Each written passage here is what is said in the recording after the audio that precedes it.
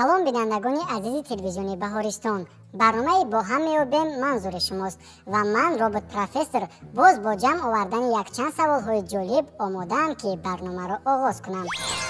дар барномаи имрӯзаи мо ду навраси фаъоли мактаби рақами 48 Сорбон Муродалиев ва Алиҷон Ализода иштирок мекунанд. ҳардуи онҳо 12 сол доранду бозии футболро дӯст медоранд. хушомадед ба барномаи бо ҳам меёбем. шумо омодаед ки мо барномаро оғоз кунем? бале. бинандагони азиз, мегузарем ба шарти аввали барномаи бо ҳам меёбем.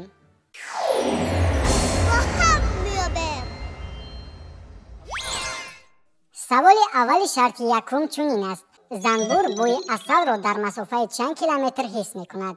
диққат вариантҳо: А 10 километр, Б 6 километр, С 2 километр. шумо метавонед фикр кунед ва ҷавоби дурустро ба мо пешниҳод кунед.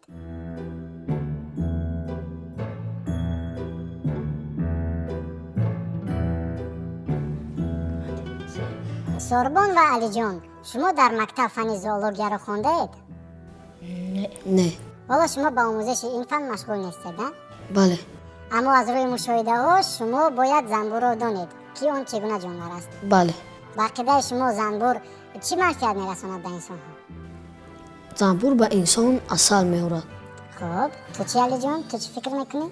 ӯ ба инсон хеле фоидаи зиёд мерасонад. акнун ақидаатонро ба саволи асосӣ сарҷамъ кунед. ба андешаи шумо занбур бӯи асалро дар масофаи чанд километр ҳис мекунад? А 10 километр, Б 6 километр, С 2 километр. варианти Б. яъне ҳардуи шумо варианти Б-ро интихоб мекунед, ҳамин? бале. барои чӣ? барои он ки ба фикри мо ин вариант дурусттар аст. шумо ба ҷавоби додаи худ боварӣ доред? бале, боварӣ дорем. Алиҷон ва Сорбон, шумо ҷавоби додаи худро ба чанд хол баҳогузорӣ мекунед? ба 10. дар натиҷаи дуруст баромадани посухи шумо соҳиби 10 хол мегардед. пас бо диққат бошед, ҷавоби дурустро мехонам.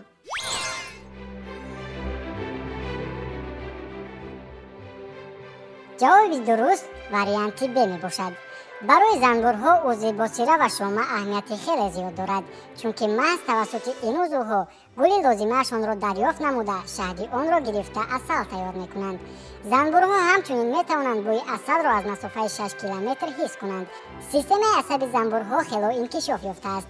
масалан, агар қуттии занбури асалро бо рангҳои ҳархела ранг кунем ва ҳатто дар болаашон косаи асалро нагузорем, вай онҳоро ёфта метавонад ки ин аз нағз инкишоф ёфтани узви ҳис ва шомаи он дарак медиҳад.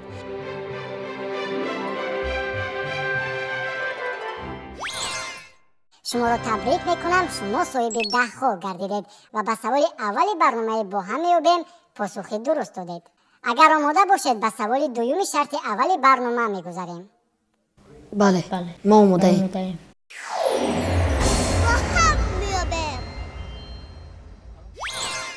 саволи дуюм чунин аст: кадом илм заминларзаро меомӯзад? А минералогия, Б сейсмология, С офталмология. мо ҷавоб медиҳем. варианти Б. шумо барои чӣ ба чунин ақида омадед? барои он ки мо дар фанни география ин чизро хондаем. шумо дар синфи шашум таҳсил мекунед, а? бале. фанни географияро меомӯзед? бале. шумо медонед ки офатҳои табиӣ кадоманд? номбар карда метавонед офатҳои табииро? бале. марҳамат. заминларза, обхезӣ, оташфишонӣ, вулқон. яъне ба андешаи шумо ҷавоби дуруст ба саволи додаи ман ин варианти Б мебошад, ҳамин тавр? бале. акнун ҳардуи шумо фикр карда ба ман гӯед ки посухи додаи худро ба чанд хол баҳогузорӣ мекунед? ба 10 хол. агар ҷавоби шумо нодуруст бошад, пас мо 10 холи шуморо кам мекунем. розӣ ҳастед? бале. мегузарем ба ҷавоби дурусти савол.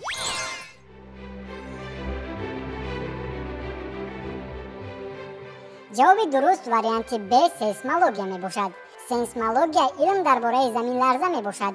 вай чӣ тавр пайдо шудани заминларза, сабабҳои пайдошавии он ва ҳамчунин тағйиротҳои дар табиат рухдода ки сабаби пайдо шудани заминларза мегардад меомӯзад. Сейсмология дар замонҳои қадим пайдо шудааст, вале ҳамчун илми мустақил дар нимаи дуюми асри 19 шинохта шудааст. Сейсмология ба илмҳои геологӣ, геофизикӣ, биологӣ ва ғайраҳо алоқаманд аст.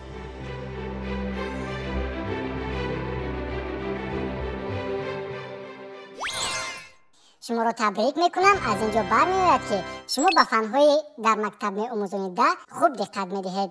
Акнун шумо соҳиби 20 хол шудед. агар дар саволҳои минбаъдаи ман чунин фаъолона ҷавоб диҳед, пас шумо метавонед ки ба 10 гонаи беҳтарин иштирокчиёни барномаи бо ҳам меёбем дохил шавед. барои ҳамин ҳам кӯшиш кунед. барномаро идома медиҳем ва ба саволи сеюми шарти аввали намоиш мегузарем.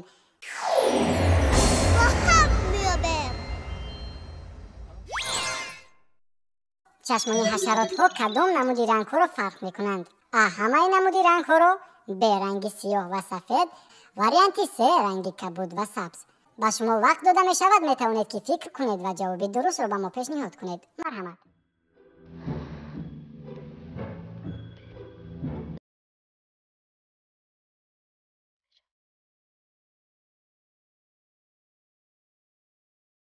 варианти Б.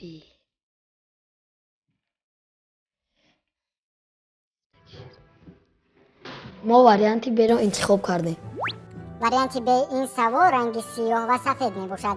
яъне ба ақидаи шумо чашмони ҳашаротҳо танҳо рангҳои сафед ва сиёҳро фарқ мекунад, ҳамин тавр? бале. шумо барои чӣ ба ин ақида омадед? чунки рангҳои сафед ва сиёҳ ба ҳам муқобиланд ва ҳашаротҳо онҳоро бисёртар фарқ мекунанд. ту чӣ мегӯӣ, алиҷон? ман ҳам ҳамин суханро. барои чӣ ба андешаи шумо ҳашаротҳо наметавонанд ки ҳамаи рангҳоро бубинанд? чунон ки дар боло қайд кардем, занбурҳо ба инсонҳо аз шаҳди гулҳо асал тайёр мекунанд. дар ин ҷо имконият ҳаст ки онҳо аз рангҳо метавонанд ки гулҳоро фарқ кунанд. яъне имконпазир аст ки ҳашаротҳо ҳатто тамоми рангҳоро метавонанд ки фарқ кунанд. не барои он ки онҳо шаҳди онро бу мекашанду бӯи шаҳди гулро мефаҳманд ва ба назди ҳамон гул мераванд. яъне ба ақидаи шумо ҳашаротҳо танҳо рангҳои сафед ва сиёҳро фарқ мекунанд, ҳамин тавр? бале. ба ҷавоби додаи худ боварӣ доред? бале, мо омодаем, бовар дорем. посухи додаи худро ба чанд хол баҳогузорӣ мекунед? ба 10 хол. агар ҷавоби шумо нодуруст бошад, пас мо 10 холи шуморо кам мекунем. розӣ ҳастед? бале. мегузарем ба ҷавоби дурусти савол.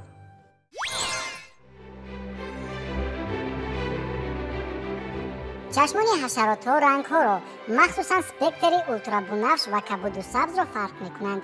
ҳамчунин узви ҳисси ҳашаротҳо нағз инкишоф ёфта мебошад ки таъсири ангезандаҳои гуногунро қабул мекунад. ҳашаротҳо метавонанд овоз бароранд ва метавонанд онро аз масофаҳои гуногун ҳис кунанд.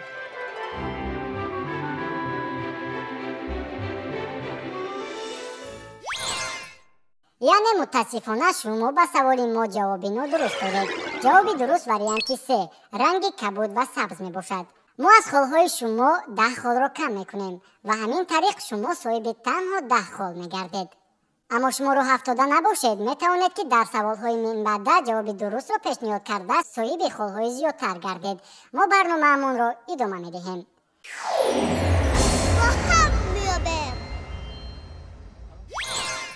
саволи чоруми шарти аввали барнома чунин аст. кадом узвро лабораторияи кимиёвии организм меноманд? А. шуш. Б. ҷигар. С. гурда. лабораторияи кимиёвии организм гуфта шумо чиро мефаҳмед? ҷое ки чизҳое ки мо истеъмол мекунем дар он ҷо ҳал мешаванд, онро лабораторияи кимиё.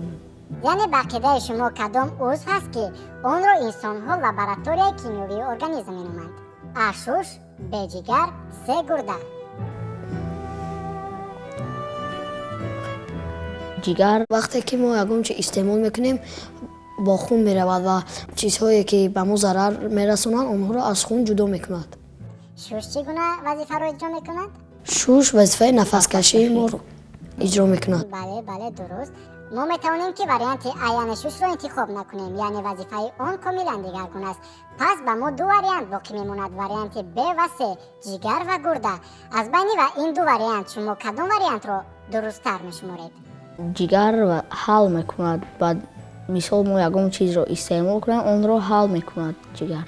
посухи охирони шумо кадом аст? варианти б ва ё ин ки с, ҷигар ва ё гурда? варианти б. сорбон варианти б яъне ҷигарро интихоб мекунад. то чӣ алиҷон? ман варианти б. ман ҳам. ин посухи охирини шумо аст, ҳамин тавр? бале. агар посухи додаи шумо нодуруст бошад, 10 холе ки шумо дар даст доред кам карда мешавад. розиед? бале. шумо ҷавоби додаи худро ба чанд хол баҳогузорӣ мекунед? ба 10. яъне шумо ҷавоби худро ба 10 хол баҳогузорӣ мекунед. агар посухи шумо нодуруст бошад, мо 10 холе ки шумо айни ҳол дар даст доред кам мекунем. розӣ ҳастед? бале. бо диққат бошед, ҷавоби дурустро мехонам.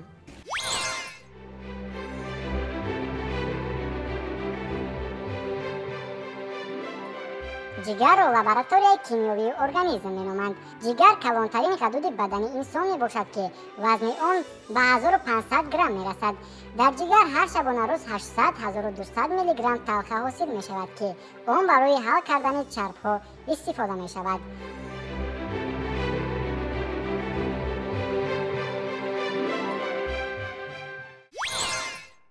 шуморо табрик мекунем. посухи додаи шумо комилан дуруст аст ва шумо бо соҳиби 10 холи дигар гардидед, яъне холҳои шумо ба 20 расид.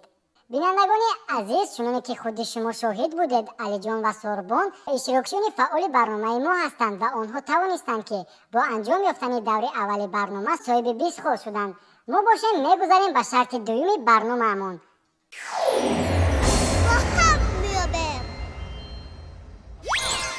чуноне ки аз барномаҳои пештара огаҳӣ доред, шарти дуввуми барномаи мо дуруст ва нодуруст номгузорӣ шудааст. дар ин шарт мо ба шумо як савол, яъне як далелро пешниҳод мекунем ва шумо бояд гӯед ки ин далел дуруст аст ва ё нодуруст. омода ҳастед? бале. пас шурӯъ мекунем. хурпуштҳо дар зимистон ба хуби зимистона мераванд. ин далел дуруст аст ё нодуруст? дуруст аст ё нодуруст?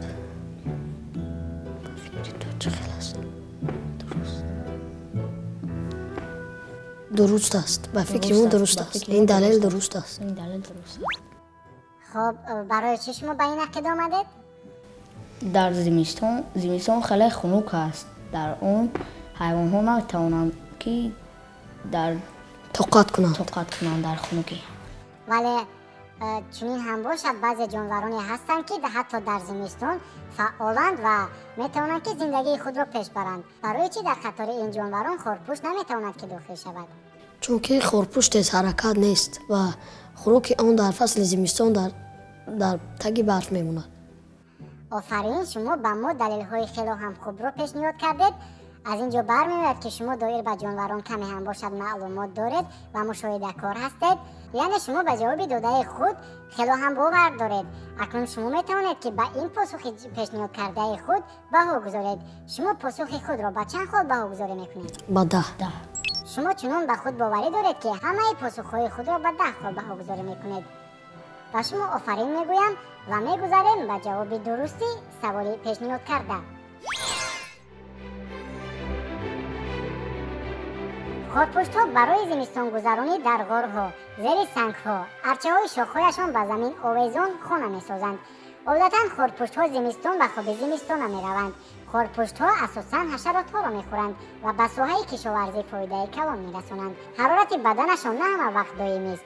узви бо сира сус инкишоф ёфтааст, вале узви шума ки дар қисми хартумчаи онҳо ҷойгир аст, хуб инкишоф ёфтааст. сорбон ва алиҷон, мо шуморо табрик мекунем. шумо соҳиби 30 хол гардидед. офарин.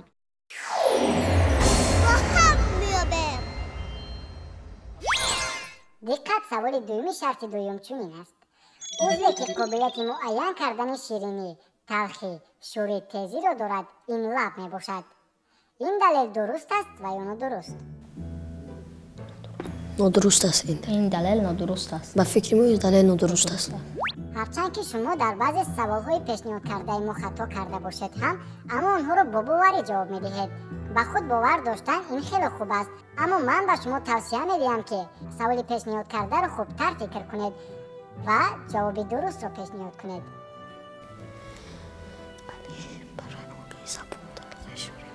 عضوی که قابلیت معین کردن شیرینی، تلخی، شوری و تیزی را دارد این لب می باشد. این دلیل درست است یا نادرست؟ نادرست. برای چی نادرست؟ برای برای اینکه تنها زبان میتواند آن را حس کند. نه تنها زبان ولی لب نمیتواند. هرچند که من ربات باشم هم اما دایر به عضوهای انسان معلومات دارم. اگر شما مشاهده کرده باشید بعضی غذاهایی هستند که انسان میتواند که آنها را توسط لب مزه آنها یعنی لذت آنها را بفهمد. یعنی برخلاف شما لب نیز میتواند که در معین کردن لذت غذا مساعدت کند. نه نمیتواند. نمیتواند. یعنی به اندیشه شما تنها زبان میتواند که لذت را معین کند. همین طور. بله. شما پاسخ خود را به چند خال برگزاری میکنید؟ با 10 خال. جوابی درست چنین است.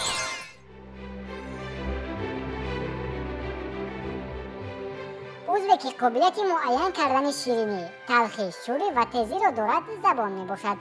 زبان عضو موشکی بوده در کواکب دهان جایگیر است. زبان دارای پیستانک‌های مخصوص می باشد که محض توسط آن طعم خوراک چشیده می شود. معلوم شده است که نوک زبان شیرینی، پهلوهایش شوری، کناره‌های ریشه زبان ترشی و ریشه زبان تلخی را حس می کنند.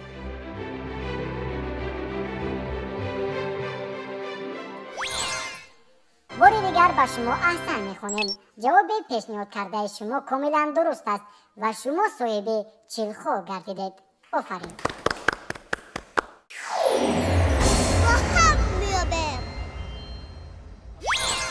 سوال آخرین شرط دومی برنامه را برایتان پیشنهاد میکنیم. آماده اید؟ بله. از همه رشته باریک در طبیعت این رشته تارهای تارتنک می باشد. این جواب درست است و یا نادرست؟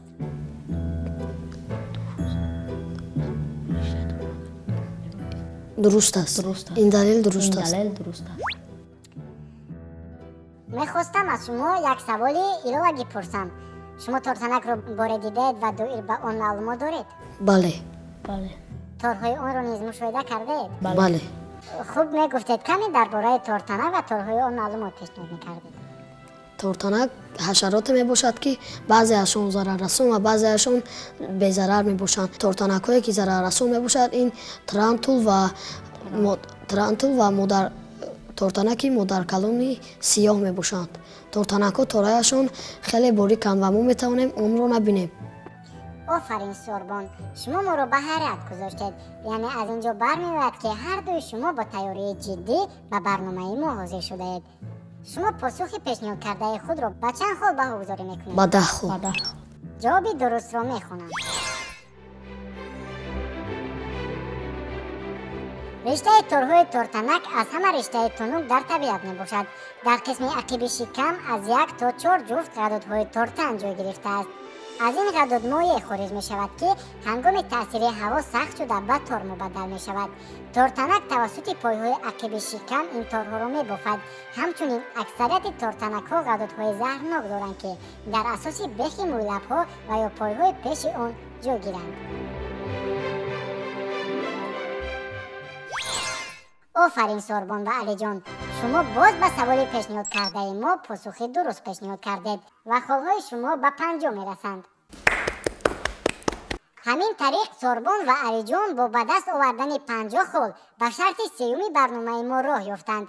اکنون ما با موفقیت های این دو نورس فعال همراه شده میگذاریم به شرط سیومی برنامه با هم میابیم.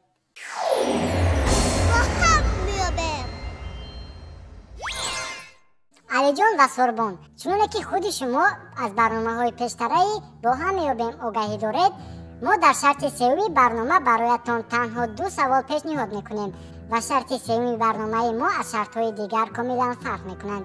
شرط آخرین برنامه ما سوال های آزاد میباشند.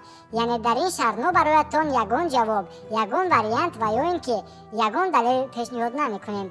تنها برایتان سوال را میخونیم و شما فکر کرده میتوانید جواب درست را به ما پیشنهاد کنید.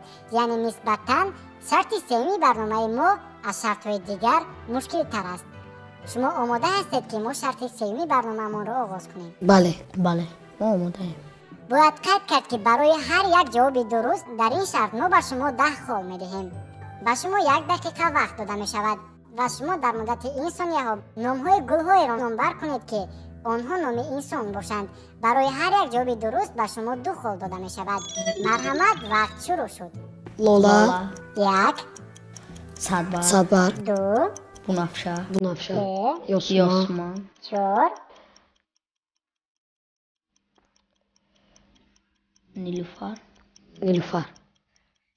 بله درست، نیلوفر. شما می توانید که جواب‌های دیگر را پیشنهاد کنید و خال‌های خود را زیاد گردانید.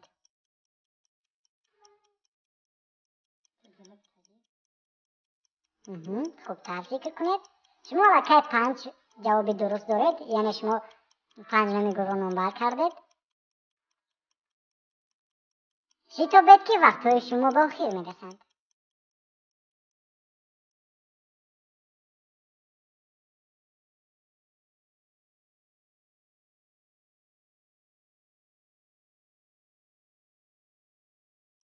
یک دقیقه به شما داده به انجام می رسد و ما به شما آفرین می گوییم، زیرا شما نام‌های گل‌های را نامبر کردید که آنها در نوبت خود نامی انسان نیز به شمار می روند. یعنی شما به ما 5 نام گل را نامبر کردید. همین طریق به هر یک پاسخ درست شما ما 2 خال علاوه کردیم. همین طریق در سوال اول شرط سوم برنامه شما صاحب 10 خال گردیدید. آفرین به شما. خال‌های شما به 60 می رسند. آخرین سوال رو در برنامه با هم می‌یابیم. پیشکشتان می‌گردونیم. آماده هستید؟ بله. با هم می‌یابیم. با جواب گفتن به این سوال شما می‌توانید که 10 امتیاز گیرید. اگر شما به سوال ما جواب نادرست دهید پس 10 خال شما کم کرده می شود. همین طریق اگر شما به ما جواب درست را پیشنهاد کنید صاحب 70 خال می گردید که این نشانداری خیلی هم خوب است و شما می توانید که حتی غالب برنامه با هم می‌یابیم گردید با این نشاندادها. اما اگر شما پاسخ نادرست را پیشنهاد کنید شما صاحب 50 خال می گردید. آماده هستید؟ بله. سوال آخرین در برنامه با هم می‌یابیم معذورتان می‌گردد. در یک عائله 5 فرزند است. همه آنها به کار مشغولند.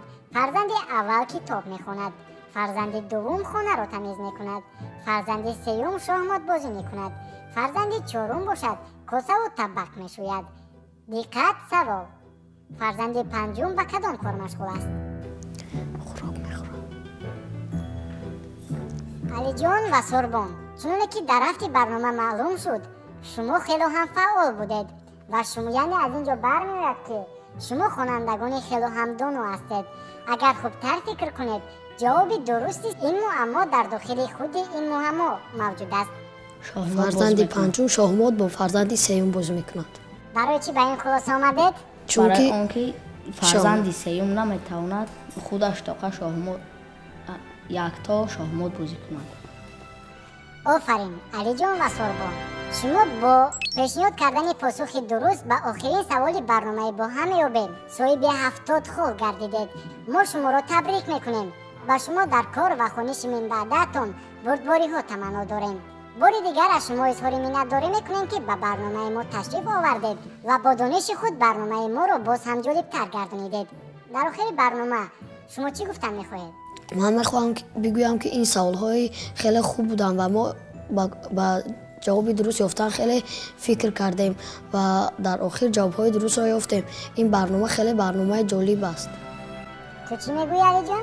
من با این برنامه خیلی تشکر میگویم. این خیلی برنامه جالب بود. باز میخواهم که در دیگر برنامه ها اشتراک سازم. این برنامه جهانبینی مرا خیلی وسیع کرد. با شما نیست تشکر زیاد.